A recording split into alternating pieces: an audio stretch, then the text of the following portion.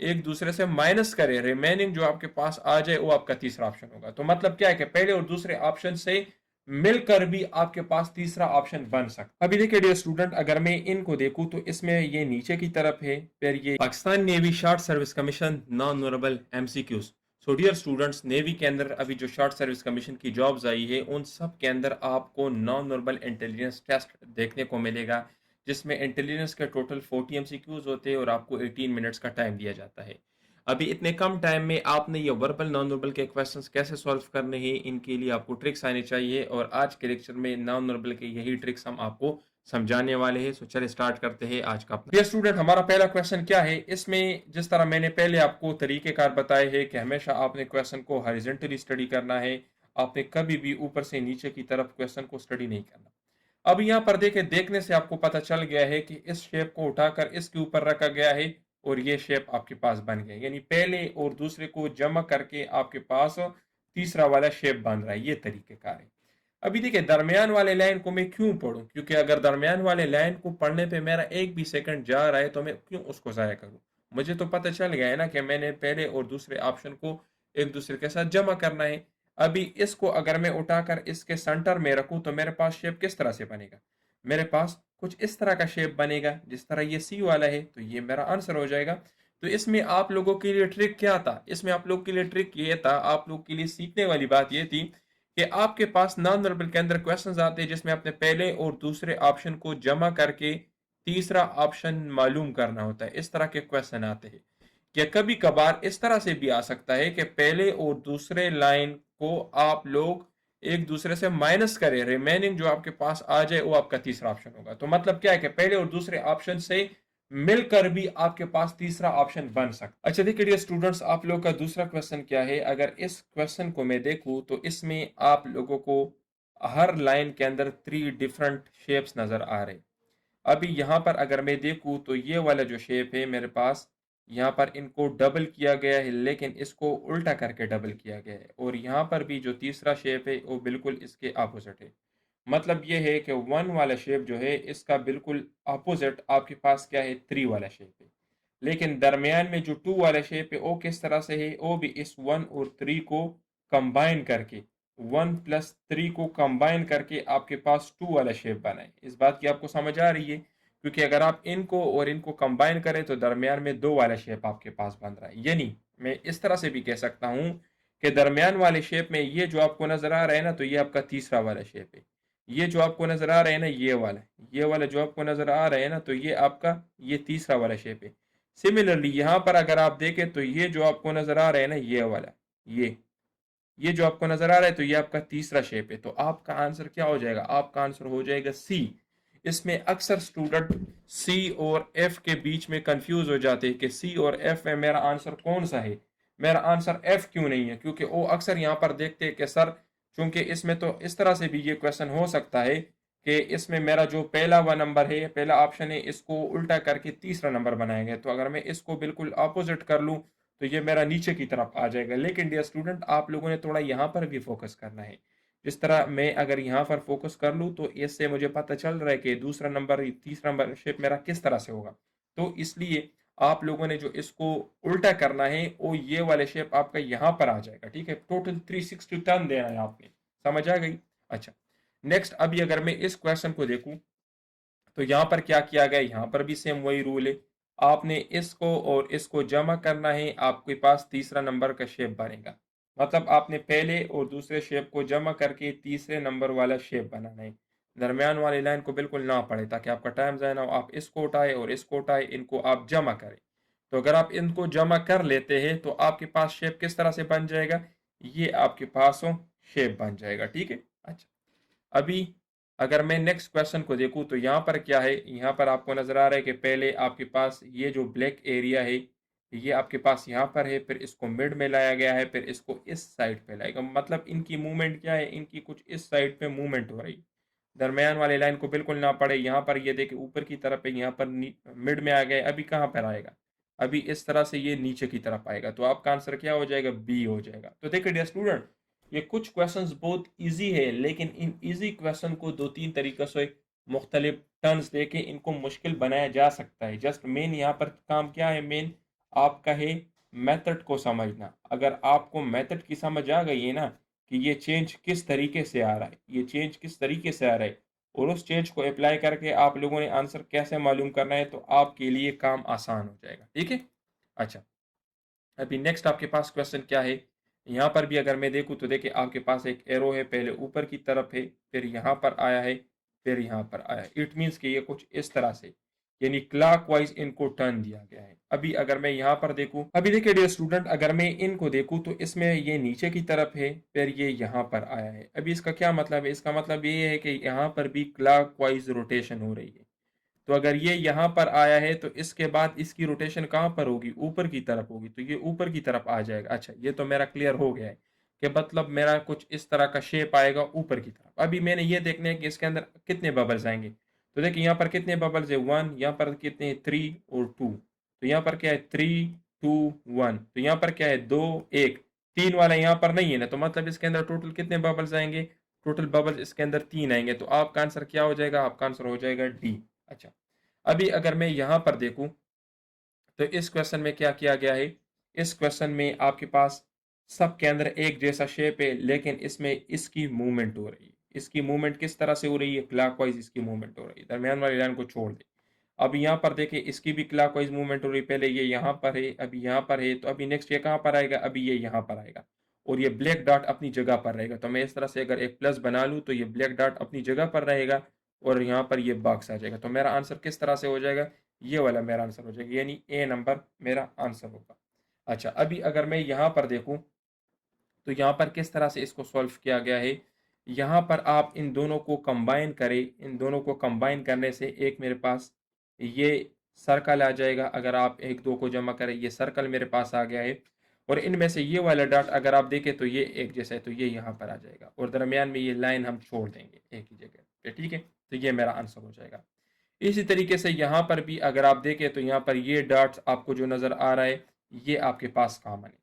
ठीक है, ये डॉट कॉमन है, तो ये डॉट आ गया है, ये सर्कल आ गया, और ऊपर की तरफ आपने एरो छोड़ दिया है। ठीक है, अभी यहाँ पर अगर आप देखें तो यहाँ पर क्या है, यहाँ पर जो कॉमन लाइंस है, जो अंदर वाली लाइंस है, उनको हमने रिमूव करना है। ठीक है, तो यहाँ पर पहले और दूसरे के अंदर अगर मैं देखूँ तो मैं इन कॉमन लाइंस को रिमूव कर दूंगा, ये मेरे रिमूव हो गए हैं। तो कॉमन लाइंस, और चूंकि ये डॉट्स तो कॉमन नहीं है ना, तो डॉट्स कॉमन ना होने की वजह से मेरा आंसर क्या होगा, मेरा आंसर होगा ए।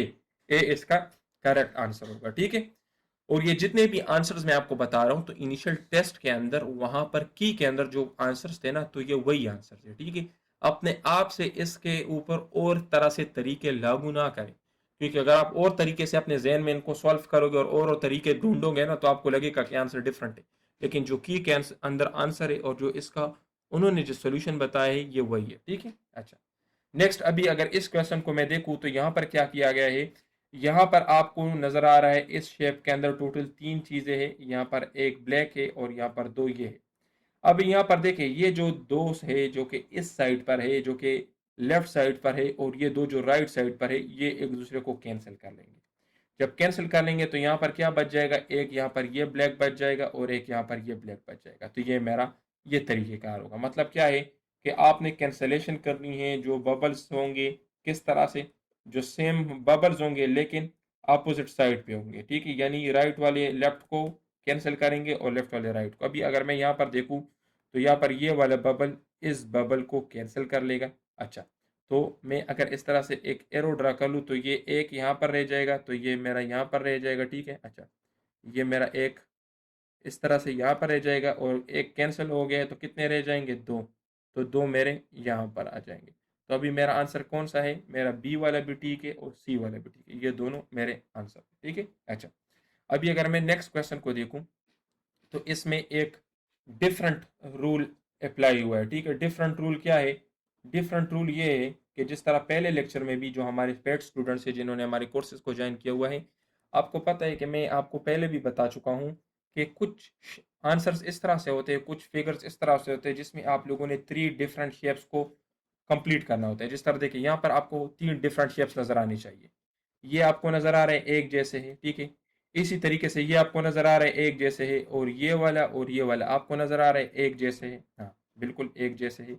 अभी अगर मैं यहाँ पर देखूं तो ये वाला शेप आपको नजर आ रहा है एक जैसे है, ये वाला और ये वाला भी ऑलमोस्ट एक जैसा है, ऊपर नीचे हुआ है लेकिन शेप इस तरह से। अभी यहाँ पर कौन सा मिसिंग है? यहाँ पर इस तरह का शेप मुझे चाहिए जो कि मिसिंग है, वो मुझे यहाँ पर चाहिए। तो आपका आंसर क्या हो जाएगा? आपका आंसर हो जाएगा ए। तो इस तरह के क्वेश्चंस भी होते हैं जिसमें लंबी चौड़ी अगर आप कैलकुलेशन करोगे तो आप इतने कंफ्यूज हो जाओगे कि आपको पता ही नहीं चलेगा कि इनको मैंने सॉल्व कैसे करना है। तो इसमें आपने ये भी देखना होता है कि हर लाइन के अंदर जो 3 डिफरेंट शेप्स है तो क्या वो पूरे हो रहे, तो उस तरीके से भी आप लोगों ने अपना आंसर निकालें। जिस तरह यहाँ पर भी 3 डिफरेंट शेप्स थे, यहाँ पर भी 3 डिफरेंट शेप्स थे, लेकिन यहाँ पर उन 3 शेप्स में से एक शेप मिसिंग था और वो शेप मेरा ये है, तो मेरा आंसर मुझे मिल गया है। ठीक है।